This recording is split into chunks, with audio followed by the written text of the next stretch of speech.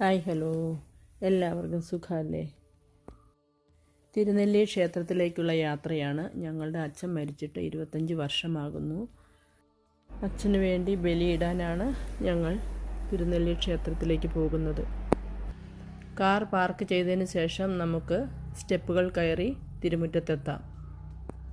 ക്ഷേത്രത്തിലെത്തിയാൽ കൗണ്ടറിൽ നിന്നും ബലികർമ്മങ്ങൾക്കുള്ള സാധനങ്ങൾ വാങ്ങി ക്ഷേത്രത്തിൻ്റെ ബാക്കിലൂടെ സ്റ്റെപ്പുകൾ ഇറങ്ങി പാപനാശിനിയിലേക്ക് പോകണം.